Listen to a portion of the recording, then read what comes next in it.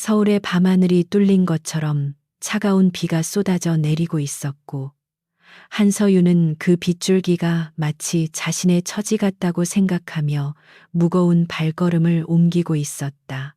그녀는 오늘 대한민국 최고의 경영 컨설팅 회사에서 쫓겨났는데, 그 이유는 단지 상부의 비리 지시를 거부했기 때문이었고, 그녀가 헌신했던 5년의 시간은 종이 박스 하나에 담겨 처량하게 젖어가고 있었다. 거리의 네온사인은 화려하게 번쩍였지만 서윤의 눈에는 그 모든 빛이 자신을 조롱하는 듯 느껴졌으며 뼛속까지 파고드는 한기에 몸이 떨려왔지만 그녀는 택시를 잡을 생각조차 하지 못하고 멍하니 걷기만 했다. 집으로 향하는 좁고 어두운 골목길에 들어섰을 때 가로등마저 고장나 깜빡거리고 있었고 쓰레기 더미 옆에 검은 형체가 쓰러져 있는 것이 눈에 들어왔다. 처음에는 그저 취객이나 노숙자라고 생각하여 무시하고 지나치려 했으나 코끝을 스치는 비릿한 냄새가 빗물 냄새와 섞여 그녀의 발목을 붙잡았다. 서윤은 잠시 망설이다가 조심스럽게 그 검은 형체 쪽으로 다가갔고 가까이서 본 남자의 몰골은 참혹하기 그지없었는데 찢어진 옷 사이로 보이는 피부는 상처투성이었고 얼굴은 흙탕물과 피로 범벅이 되어 식별조차 불가능했다. 이대로 두면 오늘 밤을 넘기지 못하고 죽을지도 모른다는 생각이 들자 서윤의 내면에 잠재되어 있던 도덕적 책임감이 경고음을 울리기 시작했다. 그녀는 한숨을 내쉬며 젖은 박스를 내려놓고 남자의 어깨를 잡아 흔들었지만 남자는 고열로 인해 뜨거운 숨만 내뱉을 뿐 정신을 차리지 못했다. 남자의 몸은 생각보다 훨씬 무거웠고 서윤은 젖먹던 힘까지 짜내어 그를 부축해 자신의 낡은 빌라 2층으로 끌고 올라가야만 했다. 현관문을 열고 남자와 함께 바닥에 쓰러지듯 들어왔을 때 좁은 거실은 빗물과 피 냄새로 순식간에 가득 찼고 서윤은 거친 숨을 몰아쉬며 현관을 잠갔다. 그녀는 젖은 코트를 벗어 던지고 욕실에서 수건과 구급상자를 가져와 남자의 젖은 옷을 벗기기 시작했는데 드러난 남자의 상체는 단순한 사고가 아님을 증명하듯 날카로운 것에 베인 자국과 멍으로 가득했다. 서윤은 익숙한 손길로 상처를 소독하고 붕대를 감았지만 남자의 고열은 좀처럼 내려갈 기미를 보이지 않았고 그는 고통스러운 신음과 함께 알 수 없는 말들을 중얼거렸다. 밤이 깊어질수록 빗소리는 더욱 거세졌고 보일러를 틀어놓은 방 안의 공기는 습기와 열기로 인해 묘하게 달아오르기 시작했다. 서윤은 물수건을 남자의 이마에 올려주며 그의 얼굴을 닦아내었고 드러난 남자의 이목구비는 흙투성이었던 처음에 비해 놀라울 정도로 날카롭고 수려했다. 남자가 갑자기 눈을 뜨고 서윤의 손목을 낚아챘을 때 그녀는 깜짝 놀라 비명을 지를 뻔했지만 그의 눈동자 속에 담긴 것은 위협이 아니라 깊은 공포와 갈망이었다. 남자는 몽롱한 의식 속에서도 누군가에게 쫓기는 듯 경계심을 늦추지 않았고 서윤은 본능적으로 그를 안심시키기 위해 낮은 목소리로 괜찮다고 속삭이며 그의 차가운 손을 감싸 쥐었다. 그 순간 남자에게서 느껴지는 뜨거운 체온과 거친 호흡이 서윤에 억눌려왔던 고독과 공명하며 이상한 기류를 만들어내기 시작했다. 오늘 하루 세상으로부터 철저히 거부당하고 버려졌다는 상실감이 눈앞에 있는 상처 입은 남자에게서 동질감을 느끼게 했고 그것은 이성적인 판단을 마비시켰다. 남자가 열기에 들뜬 눈으로 서윤을 바라보며 무의식적으로 그녀의 목덜미로 손을 뻗었을 때 서윤은 그 손길을 뿌리치지 않았고 오히려 그 온기에 기대고 싶은 충동을 느꼈다. 좁은 방 안에서 두 사람의 숨소리가 섞이고 빗소리가 세상의 모든 소음을 차단해주는 가운데 서윤은 이 낯선 남자에게서 위로를 구하듯 천천히 그에게 다가갔다. 남자의 입술이 닿았을 때 느껴지는 피맛과 열기는 서윤의 이성을 완전히 무너뜨렸고 그녀는 이것이 내일이면 후회할 짓이라는 것을 알면서도 멈출 수 없었다. 서로의 이름도 모르고 신분도 모르는 상태에서 두 사람은 마치 세상의 끝에 선연인처럼 절박하게 서로를 탐닉했고 그 행위는 쾌락이라기보다는 생존을 위한 몸부림에 가까웠다. 남자의 거친 손길이 서윤의 허리를 감싸 안고 그녀의 파고드는 고통과 쾌감이 교차하는 순간 서윤은 비로소 자신이 살아있음을 느꼈다. 창밖의 폭우가 유리창을 세차게 때리는 소리는 두 사람의 거친 호흡 소리에 묻혔고 그 밤은 그렇게 뜨겁고도 위태롭게 깊어만 갔다. 새벽녘이 되어서야 비가 그치고 창문 틈으로 희미한 회색빛이 스며들기 시작했을 때 서윤은 무거운 눈꺼풀을 들어 올렸다. 머리가 깨질 듯이 아팠고 온몸이 욱신거리는 근육통에 시달리며 그녀는 지난밤의 일이 꿈이 아니었음을 깨달았다. 하지만 옆자리를 더듬었을 때 손끝에 닿은 것은 남자의 뜨거운 체온이 아니라 차갑게 식어버린 이불의 감촉뿐이었고 서윤은 화들짝 놀라 몸을 일으켰다. 좁은 방 안에는 남자가 입고 있었던 찢어진 옷가지와 피 묻은 붕대 조각들만이 널려 있을 뿐 남자의 모습은 그 어디에도 보이지 않았으며 현관문은 살짝 열려 있었다. 서윤은 허탈감과 함께 밀려오는 수치심에 얼굴을 감싸쥐고 한참을 멍하니 앉아 있었는데 자신이 미쳤었다고 자책하며 입술을 깨물었다. 알지도 모르는 거린 같은 남자와 하룻밤을 보냈다는 사실과 그가 아무런 말도 없이 사라졌다는 사실이 그녀를 비참하게 만들었으나 한편으로는 그가 무사히 걸어 나갈 수 있을 만큼 회복되었다는 것에 안도하기도 했다. 그녀가 헝클어진 이불을 정리하려고 할 때 베개 밑에서 반짝이는 무언가가 눈에 들어왔고 그것을 집어들었을 때 묵직한 무게감이 느껴졌다. 그것은 일반적인 단추가 아니라 정교하게 세공된 황금색 커프스링크였는데 중앙에는 독수리 문양이 선명하게 새겨져 있어 한눈에 봐도 예사 물건이 아님을 알 수 있었다. 그녀는 손바닥 위에 놓인 그 황금 커프스링크를 멍하니 내려다보며 이것이 지난밤의 대가인지 아니면 그가 남긴 유일한 단서인지 혼란스러워했다. 어젯밤 자신을 안았던 그 남자의 눈빛은 단순히 길거리의 불황자라고 하기에는 지나치게 강렬했고 몸에 배어있는 기품은 숨길 수 없는 종류의 것이었다. 하지만 서윤은 고개를 가로저으며 그 물건을 서랍 깊숙한 곳에 던져넣고는 잊어버리기로 결심했는데 지금 당장 그녀에게 중요한 것은 낭만적인 추리가 아니라 당장 다음 달 월세를 걱정해야 하는 냉혹한 현실이었기 때문이었다. 그녀는 찬물로 샤워를 하며 지난밤의 흔적과 기억을 모두 씻어내려 노력했고 거울 속에 비친 자신의 창백한 얼굴을 향해 정신 차리라고 되뇌었다.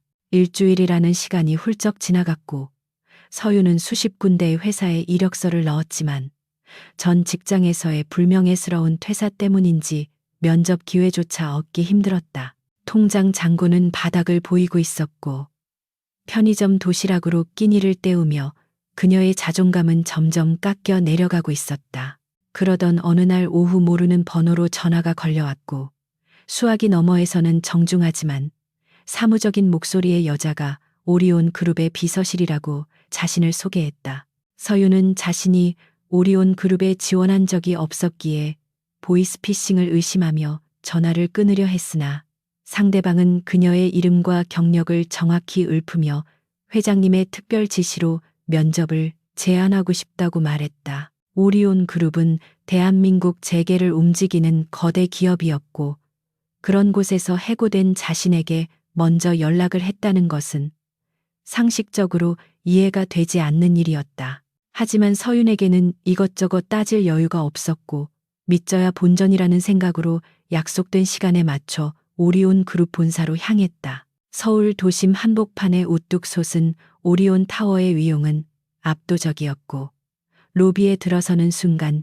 그녀는 자신이 다시 치열한 전쟁터로 돌아왔음을 실감했다. 안내 데스크의 직원은 그녀의 이름을 확인하자마자 깍듯하게 고개를 숙이며 최상층 회장실로 안내했고 서윤은 엘리베이터가 올라가는 동안 긴장감에 마른 침을 삼켰다. 엘리베이터 문이 열리고 긴 복도를 지나 회장실 앞에 섰을 때 서윤은 온매무새를 다듬으며 심호흡을 했다. 육중한 문이 열리고 그녀가 발을 들여놓은 곳은 마치 거대한 성의 아련실처럼 넓고 화려했으며 통유리 너머로 서울 시내가 한눈에 내려다 보였다. 방 한가운데 놓인 거대한 집무용 책상 뒤에는 한 남자가 의자를 뒤로 젖힌 채 창밖을 응시하고 있었는데 역광 때문에 그의 얼굴은 잘 보이지 않았다. 서윤이 인기척을 내며 앞으로 다가서자 남자는 천천히 의자를 돌려 그녀를 마주 보았고 그 순간 서윤의 심장이 덜컥 내려앉았다. 깔끔하게 넘긴 머리와 몸에 딱 맞는 최고급 이탈리아 슈트를 입은 남자는 잡지에서나 볼 법한 완벽한 재벌의 모습이었지만 서윤은 그 날카로운 눈매를 단번에 알아볼 수 있었다. 일주일 전 비 오는 밤 그녀의 좁은 방에서 고통에 신음하며 그녀를 안았던 바로 그 남자였기 때문이었다. 남자는 서윤의 당황한 표정을 즐기는 듯한 미묘한 미소를 지으며 책상 위에 놓인 서류철을 덮었고 그의 소매 끝에서는 서윤이 서랍 속에 넣어두었던 것과 똑같은 독수리 문양의 황금 커프스링크가 번쩍였다. 서윤은 다리에 힘이 풀리는 것을 느끼며 간신히 책상 모서리를 붙잡았고 남자는 자리에서 일어나 천천히 그녀에게 다가왔다.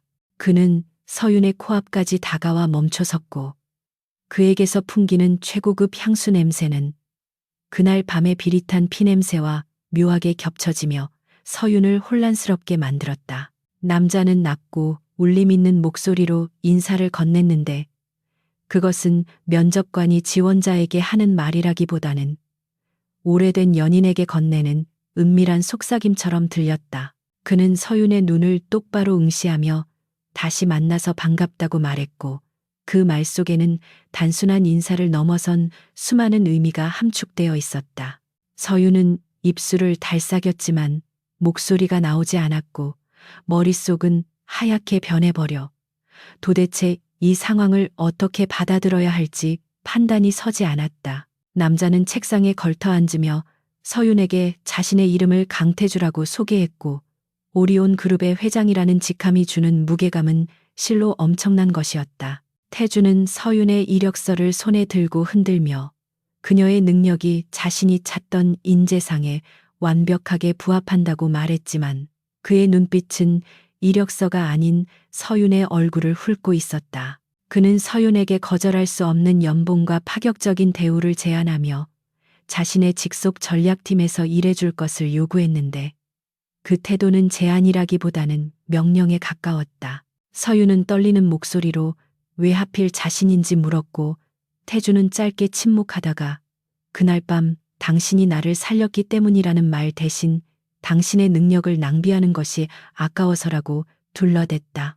하지만 서윤은 직감적으로 알 수 있었는데 이 남자가 자신을 이곳으로 부른 진짜 이유는 업무적인 필요 때문만이 아니라는 사실을 말이다. 태주는 자리에서 일어나 서윤의 귓가에 다가가 속삭였고 그의 숨결이 닿자 서윤의 등줄기에 소름이 돋았다. 그는 서윤에게 빚을 갚고 싶다고 말하며 그 빚이 목숨값인지 아니면 하룻밤의 화대인지는 명확히 하지 않았지만 그 모호함이 서윤을 더욱 불안하게 만들었다. 서윤은 이 위험한 제안을 거절하고 당장 이 방을 뛰쳐나가야 한다고 생각했지만 발은 바닥에 붙어 떨어지지 않았고 그녀의 야망은 이 기회를 잡으라고 소리치고 있었다. 결국 서윤은 태주의 제안을 받아들이기로 결심했고 그것은 그녀가 스스로 호랑이 굴로 들어가는 것과 다름없는 선택이었다. 태주는 만족스러운 미소를 지으며 악수를 청했고 서윤이 조심스럽게 내민 손을 꽉 잡았는데 그 손의 온기는 비 오던 밤 그녀의 손목을 낚아채던 그 뜨거움과 똑같았다. 태주는 서윤의 손을 놓지 않은 채로 앞으로 잘 부탁한다고 말했고 그 순간 서윤은 자신이 이제 돌이킬 수 없는 운명의 소용돌이에 휘말렸음을 직감했다. 회장실의 문이 다시 열리고 비서가 들어왔을 때 두 사람은 황급히 손을 뗐지만 공기 중에 남은 묘한 긴장감은 사라지지 않았다. 서윤이 회장실을 나와 복도를 걸어갈 때 그녀의 다리는 여전히 후들거리고 있었고 심장은 터질 듯이 뛰고 있었다. 그녀는 엘리베이터 거울에 비친 자신의 모습을 보며 이것이 현실인지 자문했지만 손에 남아있는 태주의 체온은 부인할 수 없는 현실이었다. 오리온 그룹의 회장이 자신이 주워 온 노숙자였다니. 그리고 그와 하룻밤을 보냈다니.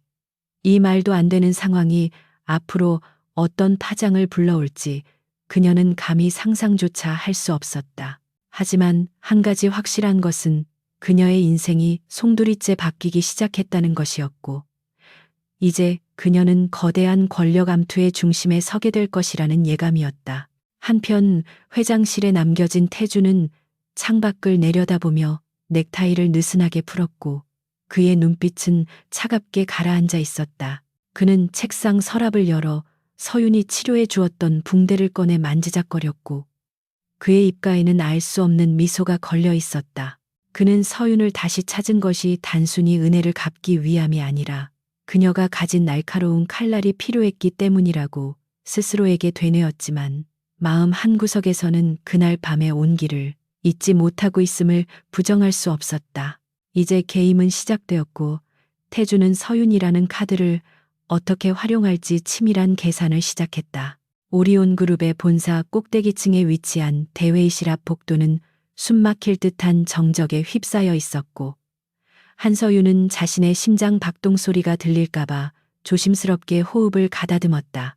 그녀가 입은 짙은 남색 정장은 마치 전장에 나가는 장수의 갑옷처럼 단정하고 날카로웠지만 낯선 환경이 주는 압박감은 그녀의 손끝을 차갑게 만들었다. 오늘 이 문을 열고 들어가는 순간 그녀는 단순히 새로운 직장에 출근하는 것이 아니라 대한민국 재계 서열 5위 안에 드는 거대 기업의 권력 다툼 한복판으로 걸어 들어가는 것임을 잘 알고 있었다. 그녀는 강태주 회장이 건넨 사원증을 손에 꽉 쥐며 지난밤 그가 했던 경고와 제안을 다시 한번 머릿속에 되새겼고 마음을 다잡았다. 육중한 마호가니 문이 열리고 서윤이 회의실 안으로 들어서자마자 거대한 원형 테이블에 둘러앉은 수십 명의 임원들이 일제히 고개를 돌려 그녀를 응시했다. 그들의 눈빛에는 호기심보다는 경계심과 노골적인 적대감이 서려 있었고 공기 중에는 팽팽한 긴장감이 감돌아 숨쉬기조차 버거울 지경이었다. 그 중에서도 테이블 상석 바로 오른편에 앉아있는 중년 남성은 오리온 그룹의 부회장이자 태주의 숙부인 강인호였는데 그는 서윤을 보자마자 미간을 찌푸리며 불쾌한 기색을 숨기지 않았다. 강인호는 태주의 아버지인 선대 회장이 사망한 후 그룹을 장악하려 했으나 조카인 태주에게 밀려 2인자 자리에 머물러야 했던 야망의 화신과도 같은 인물이었다. 그때 회의실의 다른 쪽 문이 열리며 강태주 회장이 수행원들을 대동하고 들어왔는데 그의 등장은 마치 사자가 무리에 나타난 것처럼 좌중을 압도했다. 그는 흠잡을 데 없는 완벽한 슈트 차림에 냉철한 표정을 하고 있었고 며칠 전 빗속에서 떨고 있던 나약한 모습은 온데간데 없이 사라져 있었다. 태주는 서윤에게 짧은 눈길조차 주지 않은 채 상석에 앉아 서류를 넘기기 시작했고 그 무심한 태도가 오히려 서윤에게는 안도감과 동시에 묘한 서운함을 불러일으켰다. 그는 마이크를 켜지 않고도 울림 있는 목소리로 회의의 시작을 알렸고 임원들은 쥐 죽은 듯 조용히 그의 입만 바라보며 다음 말을 기다렸다. 태주는 짧고 간결한 어조로 이번 분기 실적 보고를 받은 뒤 곧바로 본론으로 들어갔는데 그것은 바로 신설된 위기관리 전담팀인 전략기획 2팀의 출범과 그 팀장으로 한서윤을 임명한다는 발표였다. 회의실 안은 순식간에 술렁거리는 소음으로 가득 찼고 임원들은 서로의 눈치를 보며 믿을 수 없다는 표정을 지었다. 특히 강인호 부회장은 책상을 거칠게 내리치며 자리에서 일어나 태주를 향해 노골적으로 반기를 들었는데 그의 얼굴은 분노로 붉게 상기되어 있었다. 그는 검증되지 않은 외부 인사를, 그것도 전 직장에서 뇌물수수 의혹으로 쫓겨난 여자를 그룹의 핵심 부서장에 앉히는 것은 회사의 격을 떨어뜨리는 일이라며 목소리를 높였다. 강인호의 인신공격에 가까운 발언에 회의실의 분위기는 얼어붙었고 모든 시선이 서윤에게 쏠렸지만 그녀는 당황하지 않고 천천히 자리에서 일어났다. 서윤은 강인호의 눈을 똑바로 응시하며 또렷한 목소리로 자신이 전 직장에서 쫓겨난 이유는 뇌물을 받아서가 아니라 윗선의 비리를 덮으라는 지시를 거부했기 때문이라고 정정했다. 그녀는 이어 오리온 그룹의 현재 주가, 하락 요인과 최근 발생한 계열사 스캔들의 연관성을 날카롭게 분석하며 현재의 홍보팀 방식으로는 이 위기를 극복할 수 없다는 논리 정연한 프레젠테이션을 즉석에서 시작했다. 그녀의 말은 한치의 오차도 없이 정확했고 데이터에 기반한 냉철한 분석은 임원들의 웅성거림을 잠재우기에 충분했다. 서윤의 발언이 끝나자 회의실에는 다시 정적이 흘렀는데 이번에는 적대감이 아닌 그녀의 능력에 대한 놀라움과 경외감이 섞인 침묵이었다. 태주는 입가에 희미한 미소를 띠며 강인호를 바라보았고 숙부님의 우려와 달리 한 팀장은 우리 그룹의 썩은 환부를 도려낼 수 있는 가장 적합한 칼잡이라고 말했다. 태주의 지지는 확고했고 강인호는 분을 사귀지 못한 채 씩씩거렸지만 회장의 권위 앞에서는 더 이상 반박할 명분을 찾지 못하고 자리에 주저앉았다. 태주는 서윤에게 정권을 위임하며 앞으로 그녀의 지시에 따르지 않는 임직원은 지위 고하를 막론하고 해고하겠다는 폭탄 선언을 하여 회의실을 충격에 빠뜨렸다. 회의가 끝나고 임원들이 하나둘씩 빠져나갈 때 강인호는 서윤의 옆을 지나치며 들릴 듯 말 듯 한 목소리로 밤길 조심하라는 섬뜩한 경고를 남겼다. 그의 눈빛은 굶주린 하이에나처럼 번들거렸고 서윤은 등골이 서늘해짐을 느꼈지만 표정 변화 없이 고개를 숙여 인사하는 것으로 응수했다. 회의실에 단둘이 남게 되자 태주는 비로소 의자를 돌려 서윤을 바라보았고 그의 눈빛은 방금 전의 냉혹한 독재자와는 달리 조금은 부드러워져 있었다. 그는 서윤에게 다가와 수고했다는 짧은 말과 함께 자신이 왜 그녀를 선택했는지 이제 알겠냐고 물으며 그녀의 어깨에 손을 올렸다. 서윤은 태주의 손길을 피하지 않고 그를 올려다보며 자신이 정말로 이 위험한 게임에서 승리할 수 있을 것이라 믿느냐고 되물었다. 태주는 서윤의 질문에 답하는 대신 주머니에서 작은 USB 메모리를 꺼내 그녀의 손에 쥐어주며 이것이 그녀가 처리해야 할 첫 번째 임무라고 말했다. 그 메모리 안에는 오리온 그룹 내부에서 조직적으로 횡령과 비자금을 조성하고 있는 세력에 대한 단서가 들어 있었는데 그 배우가 바로 강인호 부회장임을 암시하고 있었다. 태주는 내부 감사팀조차 믿을 수 없는 상황이라며 외부인인 서윤만이 객관적이고 냉정하게 이 문제를 파헤칠 수 있다고 설명했다. 그제야 서윤은 태주가 자신을 고용한 진짜 이유가 단순한 능력 때문이 아니라 아무런 연고도 없는 고립된 외부인이기에 누구와도 결탁하지 않을 것이라는 믿음 때문이었음을 깨달았다. 그녀는 씁쓸한 미소를 지으며 자신이 태주에게 있어 쓰다 버릴 사냥개가 될 수도 있음을 직감했지만 이미 발을 들인 이상 물러설 곳은 없었다. 그녀는 USB를 주머니에 넣으며 반드시 기대에 부응하겠다고 대답했고 태주는 그런 그녀를 보며 묘한 만족감을 드러냈다. 두 사람 사이에는 상사와 부하 직원이라는 관계를 넘어선 비밀스러운 공범의식이 싹트고 있었고 그것은 아슬아슬한 줄타기와 같았다. 서윤이 배정받은 사무실은 회장실 바로 옆에 위치한 별도의 공간이었는데 통유리로 되어 있어 밖에서는 안이 보이지 않지만 안에서는 밖이 훤히 보이는 구조였다.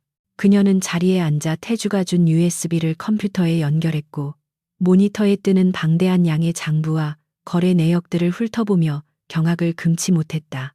그것은 단순한 횡령을 넘어 페이퍼 컴퍼니를 통한 자금 세탁과 정관계 로비 의혹까지 포함된 거대한 비리 사슬이었고 이것이 세상에 알려지면 오리온 그룹은 공중분해될 수도 있는 폭발력을 가지고 있었다. 서윤은 자신이 건드린 것이 벌집이 아니라 용의 영린임을 깨닫고 마른 침을 삼켰다. 그날 오후 서윤은 업무 파악을 위해 각 부서의 팀장들을 소집했지만 대부분의 팀장들은 핑계를 대며 불참하거나 대리급 직원을 대신 보내는 등 노골적으로 그녀를 무시했다. 이는 명백히 강인호 부회장의 지시가 내려간 것이 분명했고 서유는 첫날부터 고립무원의 처지에 놓이게 되었다. 하지만 그녀는 좌절하는 대신 참석한 몇 안 되는 직원들에게 정중하게 감사를 표하며 회의를 진행했고 그들의 사소한 불만 사항까지 꼼꼼하게 메모하며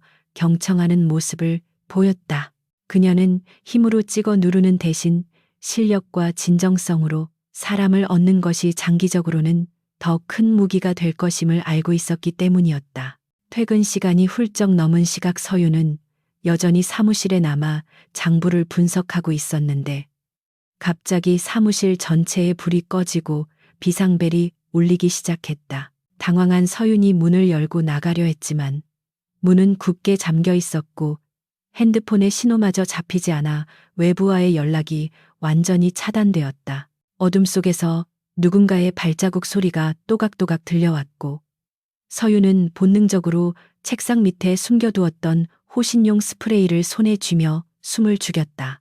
발자국 소리는 점점 가까워지더니 그녀의 사무실 문 앞에서 멈췄고 문고리가 천천히 돌아가는 소리가 정막을 깼다. 문이 열리고 손전등 불빛이 사무실 안을 비췄을 때 서유는 긴장감에 심장이 터질 것만 같았지만 다행히도 나타난 사람은 보안 요원 복장을 한 남자였다. 그는 시스템 오류로 인해 보안 셔터가 내려갔다며 죄송하다는 말을 반복했지만 서유는 그의 눈빛이 어딘가 불안해 보인다는 것을 눈치챘다.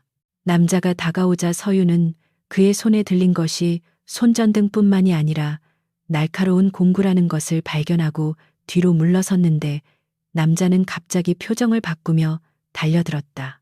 서유는 비명을 지를 새도 없이 책상 위로 몸을 피하며 손에 쥐고 있던 스프레이를 남자의 얼굴을 향해 분사했다. 남자가 고통스러워하며 주춤하는 사이 서유는 문을 향해 달렸지만 복도에는 또 다른 남자들이 대기하고 있었고 그녀는 꼼짝없이 포위되고 말았다. 절체절명의 순간 엘리베이터 문이 열리며 태주가 뛰어나왔고 그는 순식간에 복도에 있는 남자들을 제압하기 시작했다.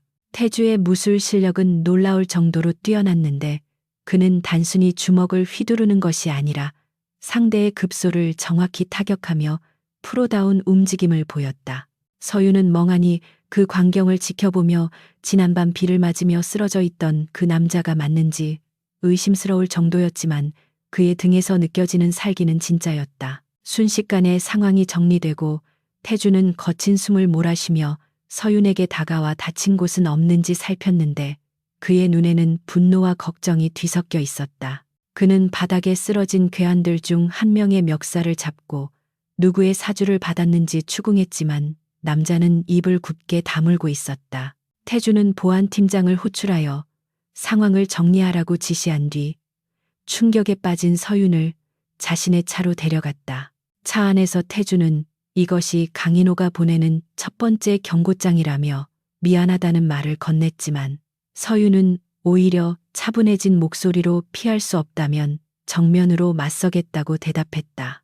태주의 차가 서울의 야경을 가르며 달리는 동안 두 사람 사이에는 침묵이 흘렀지만 그것은 어색함이 아닌 서로에 대한 신뢰가 쌓여가는 침묵이었다. 태주는 서윤을 안전한 호텔로 안내하며 당분간 집 대신 이곳에서 지내라고 했고 모든 비용은 회사에서 처리할 것이라고 말했다. 호텔 방에 들어선 서윤은 창밖을 바라보며 오늘 하루 일어난 일들을 정리했고 이제 자신의 평범했던 인생은 완전히 끝났음을 받아들였다. 그녀는 거울 속에 비친 자신의 눈을 바라보며 더 이상 도망치지 않겠다고 다짐했고 어둠 속에서 빛나는 왕관을 차지하기 위한 전쟁은 이제 막 시작되었을 뿐이었다. 호텔 스위트룸의 거울 앞에 선 한서윤은 옷매무새를 다듬으며 깊은 심호흡을 내쉬었는데 거울 속 그녀의 눈빛은 어제와는 확연히 달라져 있었다. 지난밤의 습격은 그녀에게 공포를 심어주기보다는 오기를 불러일으켰고 이제 그녀는 자신이 단순한 직원이 아니라 거대한 전쟁터의 최전방에 선 장수임을 자각했다. 강태주 회장이 마련해준 이 안전 가옥 같은 호텔은 편안했지만 동시에 그녀가 얼마나 위험한 상황에 놓여 있는지를 상기시키는 감옥과도 같았다. 그녀는 핸드백 속에 태주가 준 USB를 깊숙이 챙겨 넣고는 결연한 표정으로 방문을 나섰는데 굽 높은 구두 소리가 복도에 차갑게 울려 퍼졌다. 오리온 그룹 본사에 도착한 서윤이 전략기획 2팀 사무실로 들어서자 팀원들은 자리에서 일어나지도 않은 채 곁눈질로 그녀를 힐끔거릴 뿐이었다.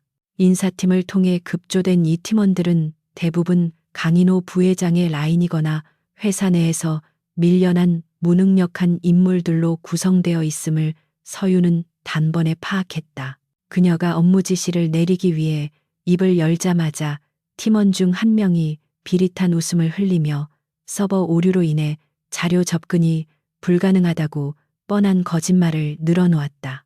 이것은 명백한 태업이자 서윤을 허수아비 팀장으로 만들겠다는 그들의 노골적인 선전포고였으나 서윤은 당황하는 기색 없이 차분하게 그를 응시했다.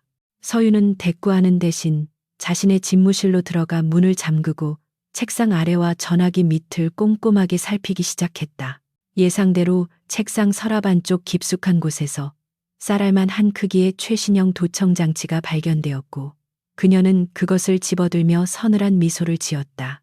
그녀는 도청 장치를 부수는 대신 켜진 상태 그대로 서랍 속에 다시 넣어두고는 아무 일도 없었다는 듯 컴퓨터를 켜고 업무를 시작하는 척했다. 적들이 자신의 일거수일투족을 감시하고 있다는 사실을 역이용하기로 마음먹은 것이었는데 그녀는 허공을 향해 들으라는 듯 혼잣말로 거짓 정보를 중얼거리며 함정을 파기 시작했다. 점심시간이 지나고 사내 메신저로 강태주 회장의 호출이 왔지만 약속 장소는 회장실이 아닌 지하 주차장의 구석진 구역이었다. 서윤이 조심스럽게 약속 장소에 도착했을 때 썬팅이 짙게 된 검은색 세단이 대기하고 있었고 뒷좌석 문이 열리며 태주가 들어오라는 손짓을 했다. 차 안으로 들어서자 태주는 운전기사조차 없는 밀폐된 공간에서 그녀에게 보안이 유지되는 태블릿 PC 한 대를 건넸다. 그는 회사 내의 모든 통신망이 감청당하고 있을 가능성이 높다며 앞으로 중요한 보고는 이 전용 회선을 통해서만 하라고 지시했고 그의 표정은 그 어느 때보다 진지했다. 태주는 서윤에게 자신이 며칠 전 빗속에 쓰러져 있었던 진짜 이유를 털어놓기 시작했는데 그것은 단순한 사고가 아니라 강인호가 고용한 청부업자들의 습격이었다고 했다. 그는 자신의 부모님을 죽음으로 몰고 간 교통사고 역시 단순한 사고가 아니었음을 확신하고 있었고 그 증거를 찾던 중 역공을 당해 죽을 뻔했던 것이었다. 태주의 고백을 듣는 서윤의 마음속에서는 연민과 함께 분노가 치밀어 올랐고 그녀는 이 남자가 겉으로는 화려한 재벌 회장이지만 실상은 벼랑 끝에 몰린 고독한 싸움꾼임을 깨달았다. 두 사람의 시선이 좁은 차 안에서 얽히자 지난밤의 뜨거웠던 기억이 되살아나며 묘한 기류가 흘렀다. 태주는 잠시 침묵하다가 서윤을 바라보며 자신과 정식으로 계약을 맺자고 제안했는데 그것은 고용계약서 이상의 의미를 담고 있었다. 그는 서윤의 명석한 두뇌와 분석력으로 그룹 내에 퍼진 암적인 존재들을 제거해 준다면 그녀가 잃어버린 명예를 되찾아주고 업계 최고의 대우를 보장하겠다고 약속했다. 서윤은 그에게 자신이 단순한 소모품이 아님을 확인받고 싶어 했고 태주는 그녀의 손을 잡으며 당신은 내 체스판 위에 가장 강력한 여왕이라고 대답했다. 그 말은 서윤의 심장을 뛰게 만들었고 그녀는 태주의 손을 맞잡으며 이 위험한 동맹을 받아들이기로 결심했다. 사무실로 돌아온 서윤은 태주에게 받은 권한을 이용하여 인사팀을 거치지 않고 직접 외부 감사업체에 의뢰해 팀원들의 뒷조사를 시작했다. 그녀는 태업을 주도하던 차장이 강인호 부회장의 처조카와 내연 관계에 있다는 결정적인 증거를 확보했고 그를 즉시 자신의 방으로 호출했다. 차장은 거만한 태도로 들어와 껌을 씹으며 무슨 일이냐고 물었지만 서윤이 모니터 화면을 돌려 증거 사진들을 보여주자 그의 얼굴은 순식간에 사색이 되었다. 서윤은 그에게 지금 당장 해고를 당하고 업계에서 매장될 것인지 아니면 자신의 이중 간첩이 될 것인지 선택하라고 차갑게 쏘아붙였다. 겁에 질린 차장은 무릎을 꿇고 살려달라고 애원했고 서윤은 그를 통해 강인호 측의 동향을 실시간으로 보고받는 빨대를 꽂는 데 성공했다. 그녀는 차장에게 강인호 부회장에게 보고할 때 자신이 무능해서 아무것도 파악하지 못하고 있다고 거짓 보고를 하라고 지시했다.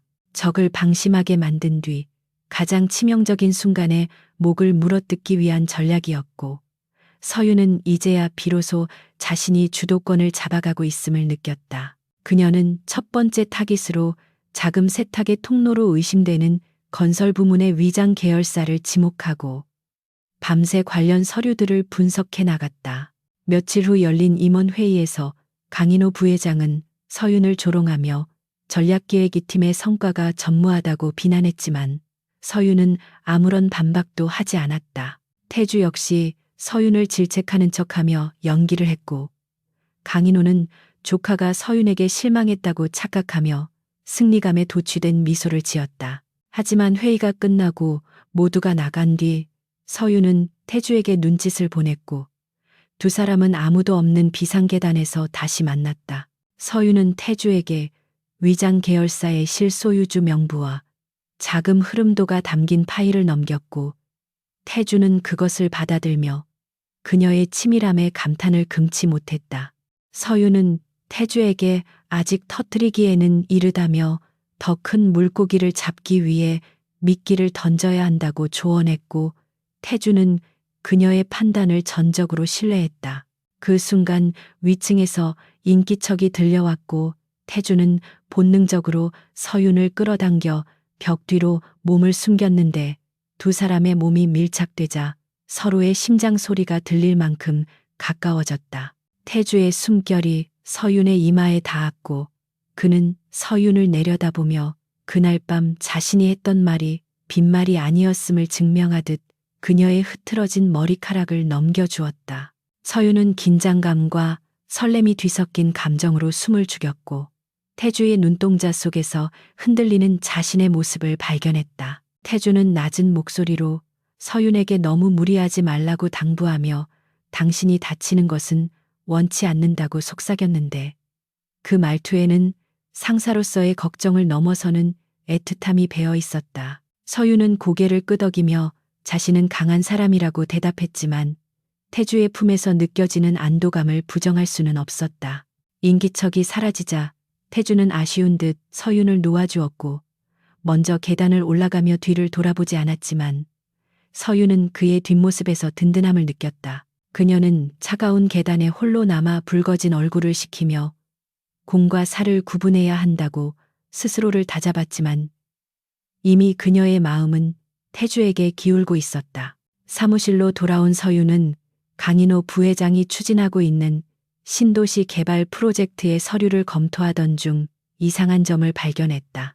환경영향평가 보고서의 수치가 조작된 정황이 포착된 것이었는데 만약 이것이 사실이라면 엄청난 사회적 파장을 불러올 대형 비리였다. 서윤은 직감적으로 이것이 강인호를 무너뜨릴 수 있는 결정적인 스모킹건이 될 것임을 알았지만 동시에 건드려서는 안 될 벌집을 건드리는 위험한 도박이기도 했다. 그녀는 떨리는 손으로 마우스를 움직여 관련 데이터를 백업하기 시작했고 모니터 화면에 반사된 그녀의 눈빛은 결의에 차번뜩였다. 그날 밤 퇴근길에 서윤은 누군가가 자신을 미행하고 있다는 느낌을 지울 수가 없어 일부러 사람이 많은 번화가로 방향을 틀었다. 뒤를 돌아볼 때마다 검은 모자를 쓴 남자가 거리를 두고 따라오고 있었고 서윤은 택시를 잡아타며 급히 태주에게 문자를 보냈다. 택시가 출발하자 미행하던 남자는 포기한 듯 사라졌지만 서윤의 불안감은 쉽게 가라앉지 않았고 그녀는 자신이 이미 적들의 타깃이 되었음을 뼈저리게 실감했다. 집 앞 골목에 도착했을 때 가로등 아래 서 있는 태주의 모습을 발견한 서윤은 안도감에 다리가 풀려 주저앉을 뻔했고 태주는 말없이 다가와 그녀를 부축해 주었다. 다음 날 아침 출근한 한서윤은 사무실의 공기가 어제와는 확연히 다르다는 것을 피부로 느꼈는데 직원들이 삼삼오오 모여 수군거리다가 그녀와 눈이 마주치자 황급히 흩어지는 모습이 심상치 않았다. 책상에 앉아 컴퓨터를 켜자마자 감사팀 직원들이 들이닥쳤고 그들의 손에는 압수수색 영장이 들려 있었는데 마치 범죄자를 다루듯 거칠고 위압적인 태도였다. 감사팀장은 서윤에게 회사의 1급 기밀인 스마트 시티 프로젝트의 설계 도면이 경쟁사로 유출되었으며 그 발신지가 바로 서윤의 컴퓨터로 확인되었다고 통보했다. 서윤은 너무나 뻔하고 조잡한 함정에 기가 찼지만 감사팀 직원들은 그녀의 항변을 들으려 하지 않고 그녀의 가방과 소지품을 뒤지기 시작했다. 서윤의 개인 가방 안쪽 깊숙한 곳에서 출처를 알 수 없는 고액의 수표 다발이 발견되자 사무실 안은 경악의 찬탄식으로 가득 찼고 모든 상황은 서윤을 산업 스파이로 몰아가기에 완벽하게 짜여 있었다. 강인호 부회장은 기다렸다는 듯이 나타나 서윤을 향해 손가락질하며 믿는 도끼에 발등 찍힌다더니 회장님이 직접 데려온 인재가 회사를 팔아먹을 줄은 몰랐다며 비난의 목소리를 높였다. 서윤은 억울함을 호소하는 대신 침착하게 상황을 관망하려 했으나 그녀의 시선이 닿은 곳에 서 있는 강태주 회장의 모습이 그녀를 얼어붙게 만들었다. 태주는 팔짱을 낀 채 무표정한 얼굴로 이 모든 광경을 지켜보고만 있었고 서윤을 변호하거나 나서려는 기색이 전혀 없었다. 태주의 침묵은 서윤에게 배신감을 넘어선 깊은 절망감을 안겨주었는데 그녀는 자신이 철저하게 이용당하고 버려지는 장기판의 말에 불과했다는 생각에 입술을 깨물었다. 감사팀에 의해 대기실로 끌려가는 동안 서윤은 태주와 눈을 마주치려 했지만 그는 차갑게 고개를 돌려버렸고 그 순간 서윤의 가슴속에서는 뜨거운 분노가 치밀어 올랐다. 그녀는 좁고 서늘한 대기실에 감금된 채 홀로 남겨졌고 핸드폰과 노트북마저 압수당해 외부와 완전히 단절된 상태가 되었다. 보통 사람이라면 억울함에 눈물을 흘리거나 공포에 질려 이성을 잃었겠지만 서윤은 오히려 차갑게 식어가는 머리로 이 상황을 분석하기 시작했다. 서윤은 강인호가 쳐놓은 덫이 예상보다 훨씬 치밀하다는 것을 인정해야 했지만 동시에 급조된 탓에 반드시 허점이 존재할 것이라고 확신했다. 그녀는 머릿속으로 지난 며칠간의 자신의 동선과 컴퓨터 접속 기록을 되짚어보며 범인이 언제 어떻게 자신의 컴퓨터에 접근했는지 시뮬레이션을 돌렸다. 보안 로그가 조작되었다면 물리적인 침입이 있었을 것이고 그것이 가능한 시간대는 자신이 자리를 비운 점심시간뿐이라는 결론에 도달했다. 게다가 가방에서 나온 수표는 너무나 구시대적인 방식이라 오히려 의심을 사기에 충분했고 이는 범인이 서윤을 사회적으로 완전히 매장시키려는 의도가 다분함을 보여주었다. 시간이 얼마나 흘렀을까. 굳게 닫혀있던 문이 열리고 호출 명령이 떨어졌는데 그녀가 불려간 곳은 징계위원회가 열리고 있는 대회의실이었다. 회의실 안에는 강태주 회장을 비롯해 강인호 부회장과 주요 임원들이 배석해 있었고 분위기는 무거운 침묵 속에 가라앉아 있었다. 강인호는 서윤이 들어오자마자 책상 위에 놓인 증거 자료들을 가리키며 혐의를 인정하고 자진 사퇴하면 형사 고발은 면하게 해주겠다며 위선적인 제안을 던졌다. 하지만 서윤은 고개를 꼿꼿이 든 채 그 제안을 거절하며 자신에게 소명할 기회를 달라고 당당하게 요구했고 그 눈빛은 조금도 흔들림이 없었다. 서윤은 징계위원장에게 자신의 결백을 증명할 수 있는 로그 기록을 확인시켜달라고 요청했지만 강인호 측 임원들은 증거가 명백한데 무슨 시간 낭비냐며 그녀의 발언을 묵살하려 했다. 그때 침묵을 지키던 태주가 나직한 목소리로 피의자에게도 방어권은 보장되어야 한다며 서윤의 요청을 받아들이라고 지시했다.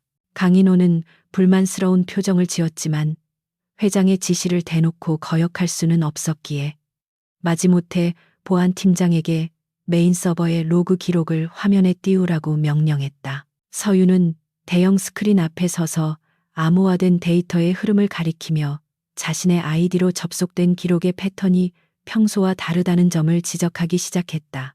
서윤의 설명은 전문적이고 날카로웠는데 그녀는 단순히 부정하는 것에 그치지 않고 해킹이 이루어진 시점의 트래픽을 역추적하여 실제 데이터가 전송된 경로를 파헤쳤다. 그녀는 지난번 야근 때 발견한 도청 장치를 역이용하여 자신의 컴퓨터에 일부러 가짜 파일들을 심어 놓았다는 사실을 그제야 공개했다. 유출된 설계 도면은 겉보기에는 진짜와 똑같지만 실제로는 치명적인 결함이 포함된 가짜 파일이었고, 이 파일을 열어보는 즉시 숨겨진 위치 추적 코드가 활성화되도록 설계해 두었던 것이다. 서윤은 승부수를 던지듯 보안팀장에게 지금 당장 그 위치 추적 신호가 어디서 잡히는지 확인해달라고 소리쳤다. 회의실 안의 모든 시선이 스크린으로 쏠렸고 보안팀장이 떨리는 손으로 코드를 입력하자 지도 위에 붉은 점 하나가 선명하게 깜빡이기 시작했다. 그 위치는 놀랍게도 경쟁사의 서버가 아니라 바로 이 건물 내부, 즉 강인호 부회장의 비서실장 개인 컴퓨터를 가리키고 있었다. 순식간에 회의실은 찬물을 끼얹은 듯 조용해졌고 강인호의 얼굴은 불그락푸르락해지며 당황한 기색을 감추지 못했다. 서윤은 강인호를 똑바로 바라보며 경쟁사로 유출된 척 위장하여 자신에게 누명을 씌우려 했지만 결국 내부에서 조작된 자작극임이 드러났다고 냉정하게 일갈했다. 강인호는 억지라며 비서실장이 단독으로 벌인 일일 것이라고 꼬리 자르기를 시도했지만 이미 임원들의 눈빛은 의심으로 가득 차 있었다. 게다가 서윤은 여기서 멈추지 않고 가방에서 발견된 수표 다발에 찍힌 일련 번호를 조회해 볼 것을 요구하며 그 돈이 강인호 부회장이 관리하는 비자금 계좌에서 인출된 것임을 암시했다.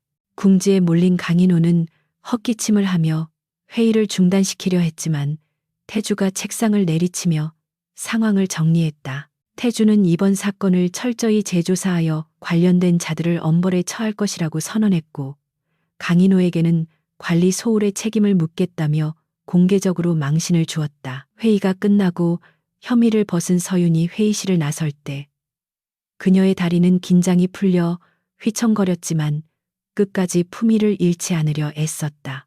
복도 끝에서 그녀를 기다리고 있던 태주가 다가오려 했지만 서윤은 차가운 눈빛으로 그를 쏘아보며 거리를 두었다. 그녀는 태주가 자신이 곤경에 처했을 때 방관함으로써 적들을 안심시키고 자신을 미끼로 사용했다는 사실을 뼈저리게 깨달았기 때문이었다.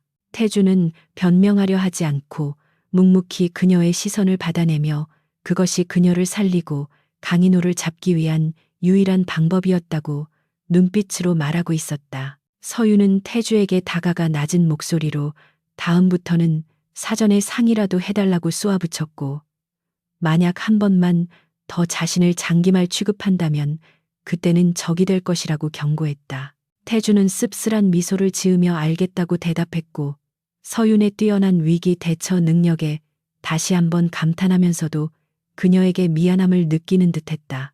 그는 서윤에게 오늘 하루는 들어가서 쉬라고 권유했지만 서윤은 아직 끝나지 않았다며 사무실로 돌아가 업무를 마무리하겠다고 고집을 피웠다.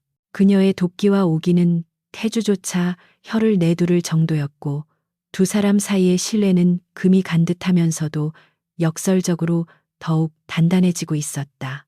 사무실로 돌아온 서윤은 책상에 엎드려 가쁜 숨을 몰아쉬었는데 손이 덜덜 떨리는 것을 멈출 수가 없었다. 아무리 강한 척했어도 거대 권력 앞에서 홀로 싸우는 공포는 어마어마한 것이었고 만약 작은 실수라도 했다면 인생이 끝장날 수도 있었다는 사실이 그녀를 전율케 했다. 그때 책상 위에 놓인 전화기가 울렸고 수화기 너머에서는 강인호 부회장의 음산한 목소리가 들려왔다. 그는 이번에는 운이 좋았지만 다음에는 목숨을 걸어야 할 것이라고 협박했고 서윤은 지지 않고 기대하겠다고 응수하며 전화를 끊어버렸다. 그날 저녁 퇴근하는 서윤의 발걸음은 천근만근 무거웠지만 로비 입구에는 태주의 차가 대기하고 있었다.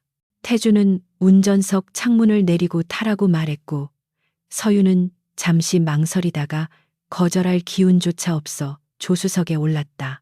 차는 한강변을 따라 달렸고 태주는 아무 말 없이 창문을 열어 시원한 밤바람을 맞게 해주었는데 그것은 그 나름의 서툰 위로 방식이었다. 서윤은 창밖의 야경을 바라보며 오늘 있었던 일들을 곱씹었고 옆에 앉은 이 남자가 구원자인지 악마인지 다시 한번 혼란스러움을 느꼈다. 차는 어느새 인적 드문 강변 주차장에 멈춰 섰고 태주는 시동을 끄고 한참이나 말이 없었다.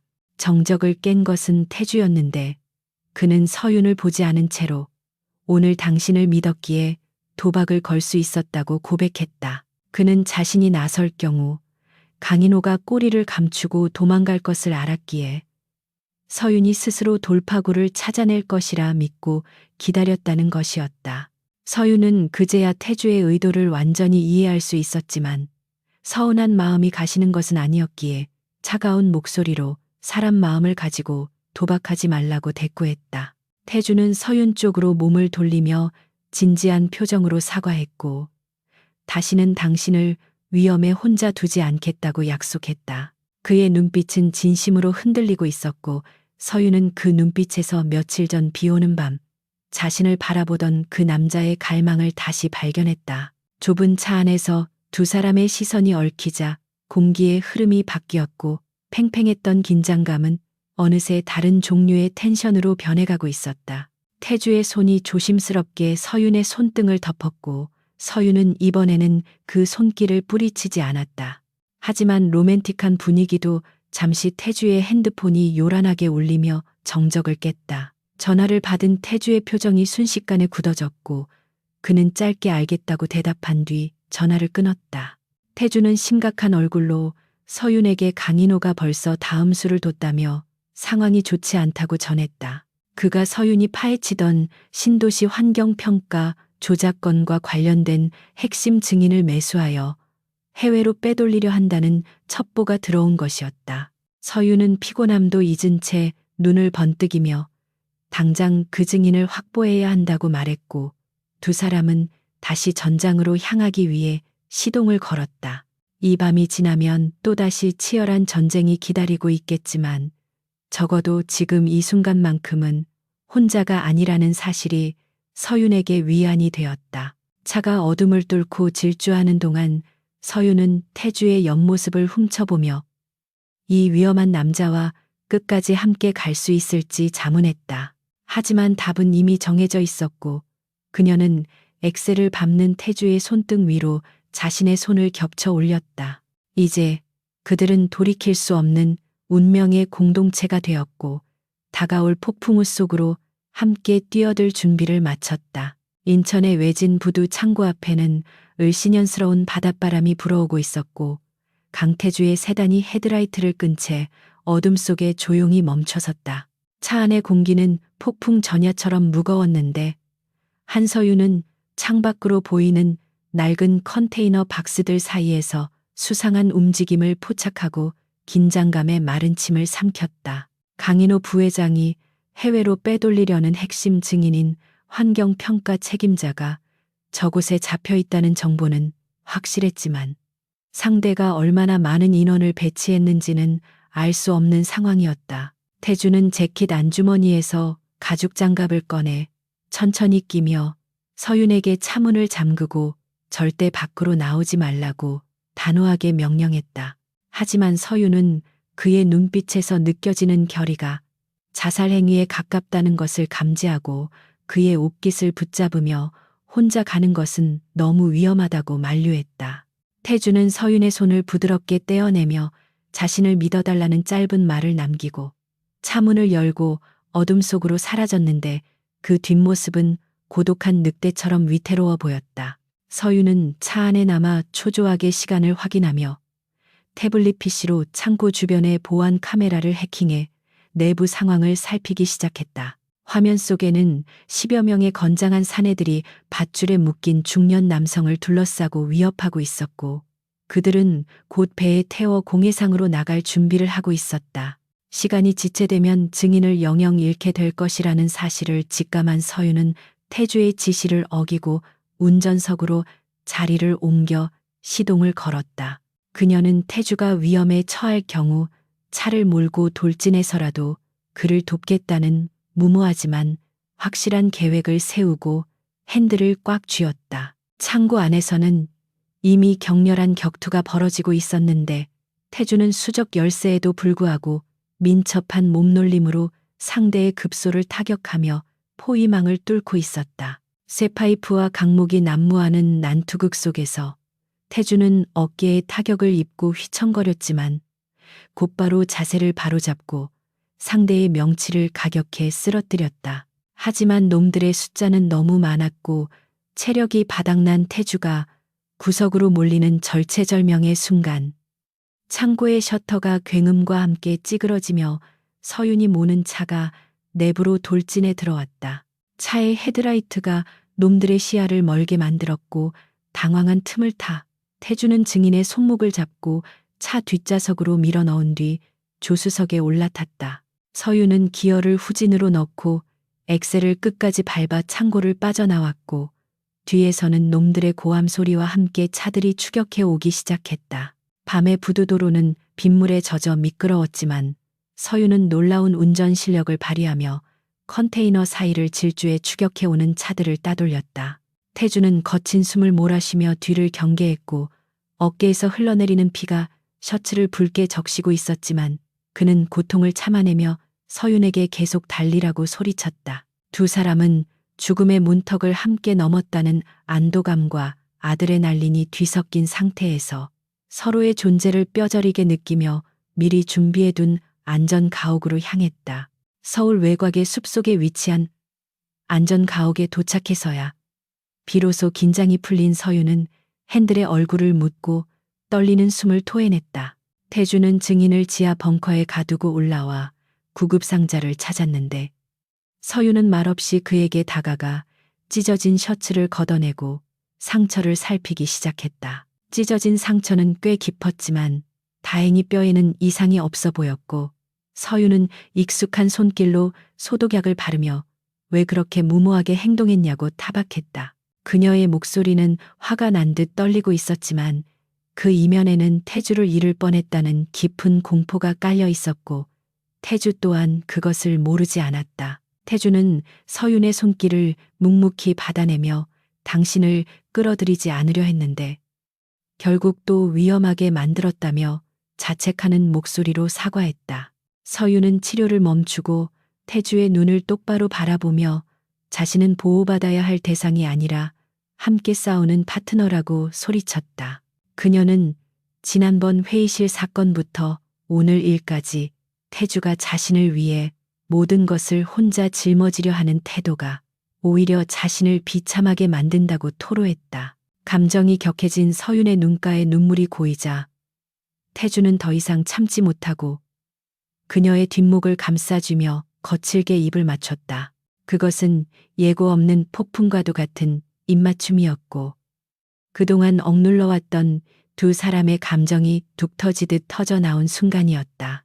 서윤은 잠시 당황했지만 곧 태주의 목을 끌어안으며 그의 열기에 응답했고 두 사람은 서로의 존재를 확인하듯 절박하게 서로를 탐닉했다. 피비린내와 소독약 냄새가 섞인 공기 속에서 그들은 서로가 살아있음에 감사하며 밤새도록 서로의 체온을 나누었다. 밖에는 다시 비가 내리기 시작했지만 안전 가옥 안은 두 사람의 숨소리로 가득 찼고 그것은 차가운 세상으로부터 서로를 지키려는 가장 원초적인 위로였다. 다음 날 아침 햇살이 창틈으로 들어와 두 사람을 비추었을 때 태주와 서윤은 헝클어진 침대 위에서 서로를 마주보며 어색하지만 따뜻한 미소를 지었다. 지난 밤의 격정은 두 사람 사이의 벽을 완전히 허물어뜨렸고 이제 그들은 단순한 비즈니스 파트너가 아니라 연인이자 운명 공동체가 되었음을 확인했다.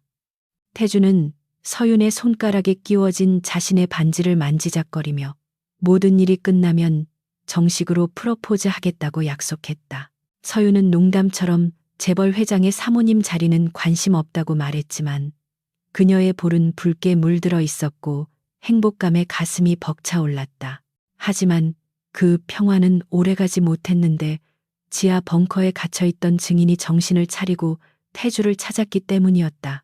태주와 서윤이 내려가자 증인은 공포에 질린 표정으로 강인호 부회장이 자신을 죽이려 했던 진짜 이유를 털어놓기 시작했다.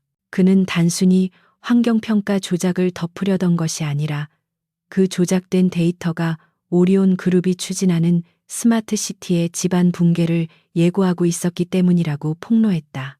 만약 공사가 강행된다면 수천 명의 사상자가 발생할 대참사가 예견된 상황이었고 강인호는 이를 알면서도 천문학적인 이익을 위해 묵인하고 있었던 것이다. 더욱 충격적인 사실은 증인이 털어놓은 마지막 말이었는데 그는 강인호가 20년 전 태주의 부모님이 사망한 교통사고의 진실을 알고 있는 유일한 생존자인 운전기사를 납치했다고 말했다.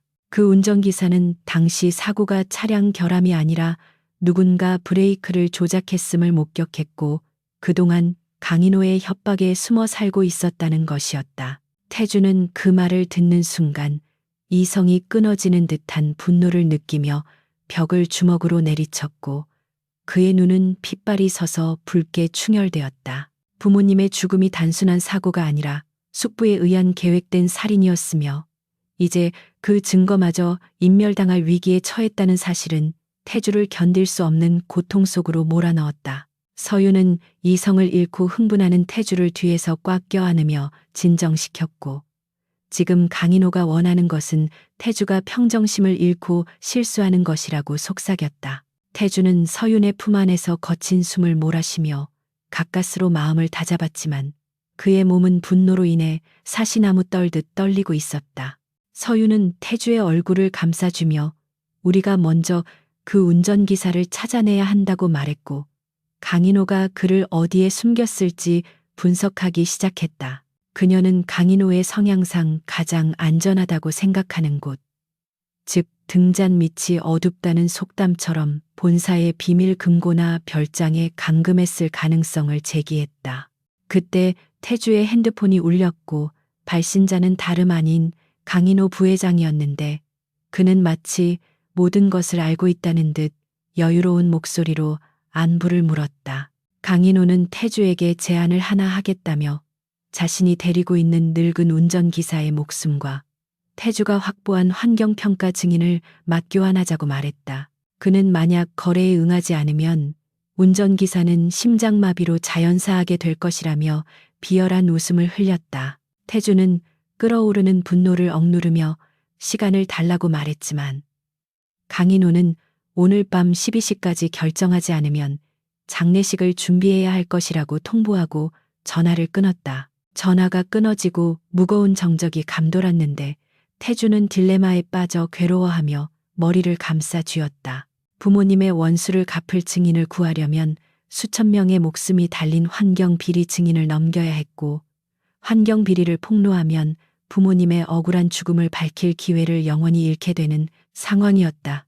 태주는 서윤에게 미안하다는 말만 반복하며 어떤 선택도 할 수 없는 자신의 무력함을 한탄했다. 하지만 서윤은 냉철한 눈빛으로 태블릿 PC의 지도를 확대하며 우리에게는 제3의 선택지가 있다고 단호하게 말했다.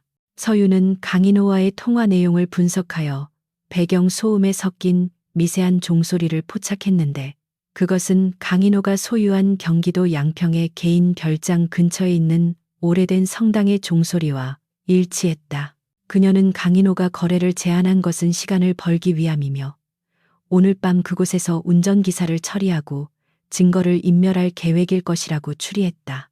서윤은 태주에게 우리가 거래에 응하는 척하며 그를 안심시킨 뒤 별장을 급습하여 2마리 토끼를 모두 잡자고 제안했다. 그것은 실패할 경우 모든 것을 잃는 가장 위험한 도박이었지만 지금으로서는 유일한 돌파구였다. 태주는 서윤의 계획을 들으며 그녀의 대담함과 명석함에 다시 한번 놀랐고 그녀가 곁에 있다는 것이 얼마나 큰 축복인지 깨달았다. 그는 서윤의 손을 잡고 이 작전이 성공하면 오리온 그룹은 완전히 새로운 주인을 맞이하게 될 것이라고 말하며 결의를 다졌다. 두 사람은 즉시 행동을 개시하기 위해 장비를 챙기고 안전 가옥을 나섰는데 밖에는 폭풍우가 몰아치고 있었다. 하늘을 찢을 듯한 천둥 소리는 마치 다가올 최후의 결전을 예고하는 전쟁의 북소리처럼 들렸고 그들의 차는 어둠 속을 뚫고 적의 심장부로 향했다. 별장으로 향하는 차 안에서 서유는 노트북을 켜고 별장의 보안 시스템을 해킹하기 시작했고 태주는 권총을 점검하며 마음을 가다듬었다. 이제 더 이상 물러설 곳은 없었고 오늘 밤이 지나면 누군가는 파멸하고 누군가는 승리할 것이라는 비장함이 감돌았다. 서유는 태주에게 만약의 사태를 대비해 자신이 미리 작성해둔 유서를 서버에 예약 전송해 두었다고 농담처럼 말했지만 태주는 굳은 표정으로 그런 일은 없을 것이라고 잘라 말했다. 그들은 서로의 눈을 바라보며 말없이 무언의 약속을 나누었고 차는 빗길을 미끄러지듯 달려 결전의 장소에 도착했다.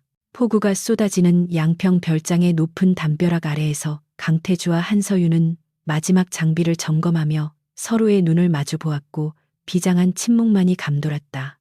서윤이 노트북으로 별장의 보안 시스템을 무력화시키자 굳게 닫혀있던 철문이 소리 없이 열렸고 두 사람은 어둠을 틈타 신속하게 내부로 잠입했다. 정원 곳곳에는 건장한 사설 경호원들이 배치되어 있었지만 태주는 마치 그림자처럼 움직이며 그들의 뒤로 접근해 순식간에 기절시켰다.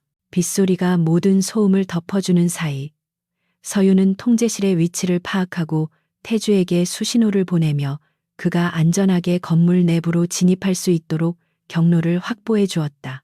이는 두 사람이 그동안 쌓아온 신뢰와 호흡이 얼마나 완벽한지를 보여주는 순간이었고 그들은 말 한마디 없이도 서로의 의도를 정확하게 파악하고 움직였다. 건물 내부로 들어선 태주는 1층 로비를 지키던 경호원들과 마주쳤고 순식간에 격렬한 육탄전이 벌어졌지만 그는 망설임 없이 그들을 제압해 나갔다. 태주의 주먹은 분노와 슬픔이 실려 그 어느 때보다 무거웠고 그의 앞을 막아서는 자들은 추풍낙엽처럼 쓰러져 나갔다. 그 사이 서유는 2층 서재로 올라가 강인호의 개인 서버에 접속하여 그가 숨겨둔 이중 장부와 살인 청부 내역이 담긴 파일들을 복사하기 시작했다. 암호화된 파일들은 복잡한 보안 체계로 보호받고 있었지만 서윤의 손가락은 피아노 건반을 두드리듯 빠르게 움직이며 하나씩 잠금을 해제해 나갔다. 그녀는 시간이 지체될수록 태주가 위험해진다는 사실을 알기에 식은땀을 흘리면서도 초인적인 집중력을 발휘하여 데이터 확보에 매진했다. 지하 감옥으로 내려간 태주는 쇠창살 안에 갇혀있는 늙은 운전기사를 발견했는데 그는 오랜 고문과 협박으로 인해 피폐해진 모습이었다. 태주가 자물쇠를 부수고 들어가자 기사는 공포에 질려 뒷걸음질 쳤지만 태주가 자신의 이름을 밝히자 왈칵 눈물을 쏟아냈다. 기사는 떨리는 목소리로 20년 전 그날 밤 강인호가 직접 브레이크 오일을 조작하는 것을 목격했다고 털어놓으며 태주의 부모님이 사고를 당한 후 강인호가 짓던 섬뜩한 미소를 잊을 수 없다고 고백했다. 태주는 주먹을 꽉 쥐며 치밀어 오르는 사리를 억눌러야 했지만 이제 모든 진실이 밝혀졌으니 안심하라고 기사를 위로하며 그를 부축해 밖으로 나갈 준비를 했다. 서윤이 모든 데이터를 확보하고 1층으로 내려왔을 때 태주는 기사를 데리고 경호원들의 마지막 저항을 뚫고 있었고 두 사람은 서로의 생존을 확인하며 안도했다. 그들은 준비해둔 차량에 기사를 태우고 별장을 빠져나왔는데 뒤늦게 상황을 파악한 강인호의 추격대가 따라붙기 시작했다. 빗길 속에서의 추격전은 아슬아슬하게 이어졌지만 서윤이 미리 조작해둔 별장 진입로의 차단막이 작동하면서 추격 차량들의 발을 묶는 데 성공했다. 그들은 안전한 곳으로 몸을 피한 뒤 확보한 증거들과 기사의 증언을 토대로 내일 있을 오리온 그룹 창립 50주년 기념 파티에서 모든 것을 폭로하기로 결의했다.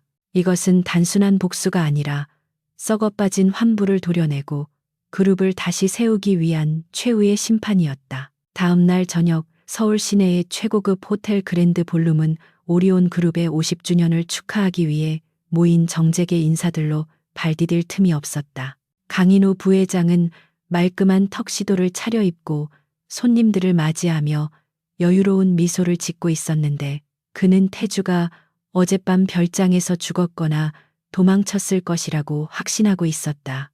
그는 오늘 이 자리에서 태주의 실종을 공식화하고 자신이 회장직에 오르는 것을 선포할 계획이었으며 그의 얼굴에는 승리감에 도취된 오만함이 가득했다. 화려한 샹들리에 아래에서 샴페인 잔이 부딪히고 가식적인 웃음소리가 넘쳐나는 동안 무대 뒤편에서는 서윤이 방송실을 장악하고 카운트다운을 시작하고 있었다. 행사가 절정에 달하자 강인호가 무대 위로 올라가 스포트라이트를 받았고 그는 준비된 연설문을 낭독하며 오리온 그룹의 새로운 미래를 약속했다. 그는 태주가 건강상의 이유로 요양을 떠났다고 거짓말을 하며 자신이 그 빈자리를 채워 그룹을 이끌겠다고 선언했고 좌중에서는 박수가 쏟아져 나왔다. 바로 그 순간 갑자기 장내의 조명이 모두 꺼지고 대형 스크린의 지직거리는 소리와 함께 화면이 바뀌었다. 사람들은 웅성거리는 가운데 스크린에는 어젯밤 태주가 구해낸 운전기사의 증언 영상과 함께 강인호가 비자금을 조성하고 청부 폭력을 지시한 녹취록이 생생하게 재생되기 시작했다. 강인호는 당황하여 소리를 지르며 영상을 끄라고 명령했지만 방송 시스템은 이미 서윤의 통제하에 있었기에 속수무책이었다. 영상 속에서 운전기사는 강인호가 형님 부부를 살해하라고 지시했다는 충격적인 진실을 폭로했고 이어서 신도시 개발 비리와 관련된 조작된 환경평가 보고서가 화면을 가득 채웠다. 파티장은 순식간에 아수라장으로 변했고 귀빈들은 경악을 금치 못하며 강인호를 향해 비난의 눈초리를 보냈다. 강인호는 핏기가 가신 얼굴로 이것은 조작된 영상이라며 발악했지만 이미 돌이킬 수 없는 파국이 눈앞에 펼쳐지고 있었다. 그때 굳게 닫혀있던 볼룸의 문이 활짝 열리고 강태주가 당당한 걸음으로 걸어 들어왔는데 그의 등장은 마치 죽음에서 돌아온 왕의 귀환과도 같았다. 그는 말끔한 정장 차림이었지만 눈빛만은 서슬퍼런 칼날처럼 날카로웠고 수많은 취재진의 카메라 플래시가 그를 향해 터졌다. 태주는 무대 위로 올라가 사색이 된 강인호와 마주 섰고 마이크를 잡고 침착하지만 단호한 목소리로 숙부의 모든 죄를 낱낱이 고발했다. 그는 자신의 부모를 죽이고 회사를 사유화하려 했던 강인호의 탐욕을 꾸짖으며 이제 그 죗값을 치를 시간이라고 선고했다. 강인호는 태주의 멱살을 잡으려 달려들었지만 곧바로 들이닥친 검찰 수사관들에 의해 제압당했고 그의 손목에는 차가운 수갑이 채워졌다. 그는 끌려나가면서도 태주를 향해 저주를 퍼부었지만 태주는 그를 차가운 눈으로 내려다볼 뿐 아무런 감정도 내비치지 않았고 단지 씁쓸함만이 남았다. 파티장에 있던 사람들은 이 드라마 같은 반전에 숨을 죽였고 태주는 그들을 향해 고개를 숙이며 무리를 일으켜 죄송하다는 사과와 함께 오리온 그룹을 투명하고 정직한 기업으로 다시 세우겠다는 약속을 전했다. 그것은 거짓과 위선으로 쌓아 올린 모래성을 무너뜨리고 진실 위에 새로운 토대를 마련하는 선언이었다. 모든 소동이 정리되고 사람들이 빠져나간 텅 빈 행사장에는 태주와 서윤만이 남아 있었고 두 사람은 지친 기색이 역력했지만 눈빛만은 빛나고 있었다. 태주는 무대 아래 서 있는 서윤에게 다가가 말없이 그녀를 안아주었고 서윤은 그의 품에 얼굴을 묻으며 긴장이 풀린 듯 깊은 숨을 내쉬었다. 그들은 수많은 위기와 죽음의 고비를 넘기며 거대한 악을 무너뜨리는 데 성공했지만 그 과정에서 입은 상처들 또한 적지 않았다. 하지만 두 사람은 서로의 체온을 느끼며 그 상처들을 함께 치유해 나갈 수 있으리라는 확신을 가졌고 창밖의 밤하늘에는 폭풍우가 지나간 뒤에 맑은 달이 떠오르고 있었다. 태주는 서윤을 바라보며 고맙다는 말로는 다 표현할 수 없는 감사를 전했고 서윤은 미소로 답하며 이제 진짜 시작이라고 말했다. 그들은 오리온 그룹이라는 거대한 배를 올바른 항로로 돌려놓아야 하는 막중한 책임을 지게 되었지만 더 이상 두려움은 없었다. 태주는 서윤의 손을 잡고 행사장을 나서며 내일 아침이면 세상이 발칵 뒤집히겠지만 우리는 흔들리지 않을 것이라고 다짐했다. 두 사람의 뒷모습은 길고 어두운 터널을 지나 마침내 빛을 향해 걸어가는 동지이자 연인의 모습 그 자체였고 그들의 발걸음은 희망으로 가득 차 있었다. 계절이 두 번 바뀌고 차가운 겨울바람이 물러간 자리에 따스한 봄 기운이 스며들기 시작할 무렵 오리온 그룹의 본사 풍경은 6개월 전과는 완전히 달라져 있었다. 강인호 전 부회장의 구속 이후 강태주 회장은 대대적인 조직 개편을 단행했고 썩은 환부를 도려낸 자리에 투명하고 공정한 새로운 기업 문화를 심기 위해 불철주야로 매진했다.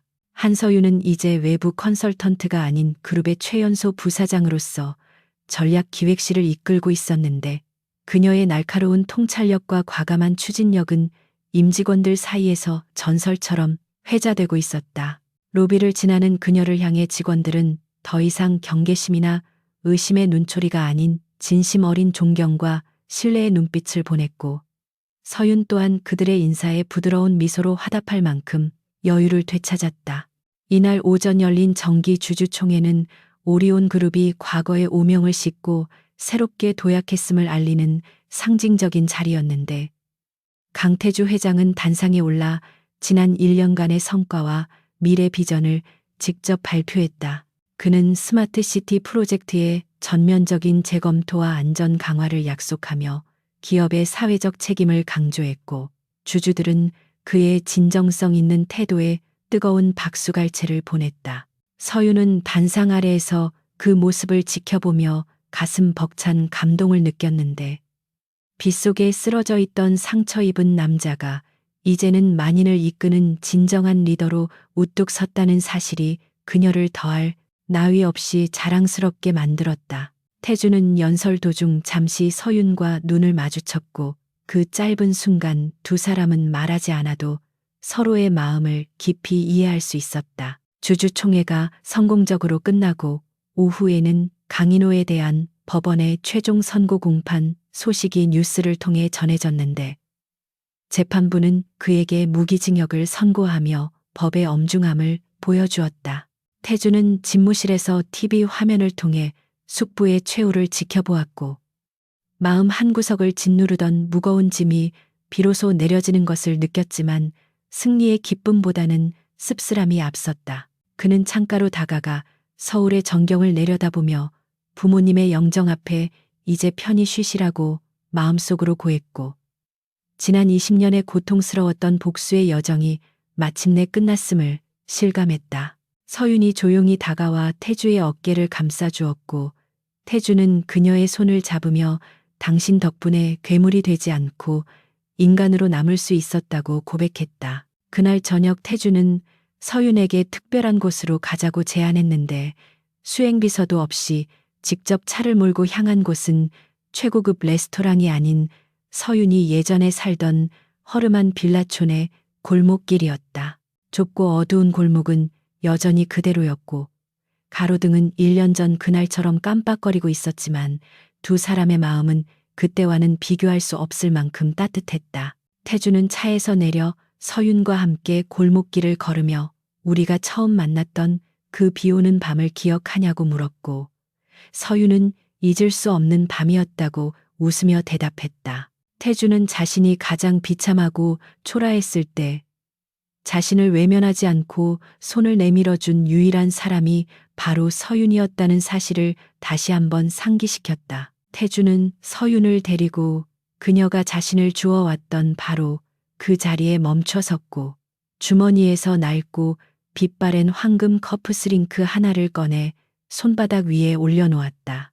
그것은 서윤이 그가 떠난 뒤 방에서 발견했던 바로 그 물건이었는데 태주는 이것이 자신이 가진 모든 것을 잃었을 때 남은 유일한 자존심이자 당신과 나를 이어준 연결고리였다고 말했다.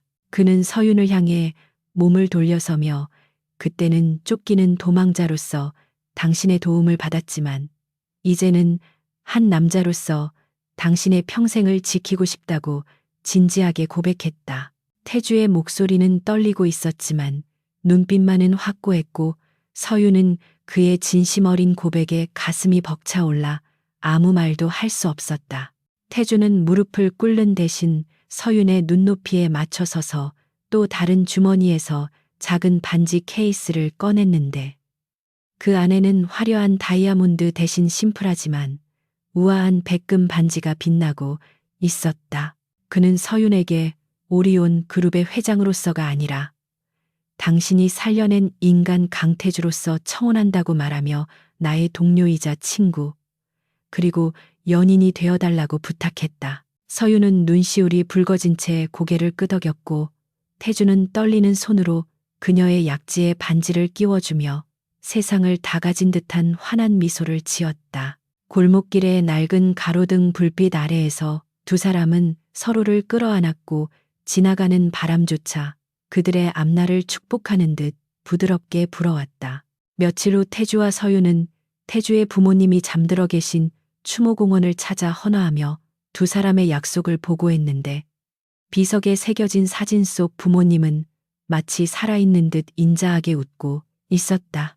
서윤은 태주의 부모님 앞에서 태주 씨를 혼자 두지 않겠다고 다짐했고 태주는 그런 서윤을 사랑스러운 눈길로 바라보며 깊은 고마움을 느꼈다.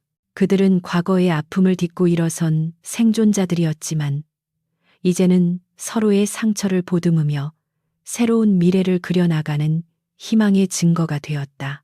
공원을 내려오는 길에 두 사람의 맞잡은 손은 그 어느 때보다 단단하게 연결되어 있었고 그들의 발걸음은 가벼웠다.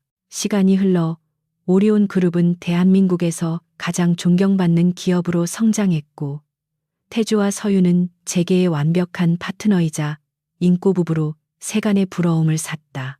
그들은 바쁜 일정 속에서도 매년 비가 오는 날이면 그 골목길을 찾아가 초심을 잃지 말자고 다짐했고 어려운 이웃을 돕는 재단을 설립해 자신들이 받은 사랑을 사회에 환원했다. 서윤은 가끔 태주에게 농담처럼 당신을 줍지 않았으면 어쩔 뻔했냐고 물었고 태주는 그러면 평생 당신을 찾아 헤맸을 것이라고 대답하며 그녀를 웃게 만들었다. 그들의 사랑은 화려한 불꽃놀이처럼 순간적으로 타오르는 것이 아니라 은은하게 타오르는 촛불처럼 서로의 곁을 오래도록 지켜주었다. 어느 늦은 밤 서윤은 집무실 창가에 서서 야근을 하고 있는 태주의 뒷모습을 바라보며 문득 지난 1년간의 일들이 주마등처럼 스쳐 지나가는 것을 느꼈다. 거지인 줄 알았던 남자와의 우연한 하룻밤이 자신의 인생을 송두리째 바꿔놓을 줄은 꿈에도 몰랐지만 그녀는 그 우연을 운명으로 만든 자신의 선택을 단 한 번도 후회하지 않았다. 태주가 인기척을 느끼고 의자를 돌려 서윤을 바라보며 퇴근하자고 손을 내밀었고 서윤은 그 손을 잡으며 환하게 미소 지었다. 어둠 속에서도 두 사람은 서로에게 가장 빛나는 별이었고 그들이 함께 써내려갈 이야기는 이제 막 첫 페이지를 넘겼을 뿐이었다.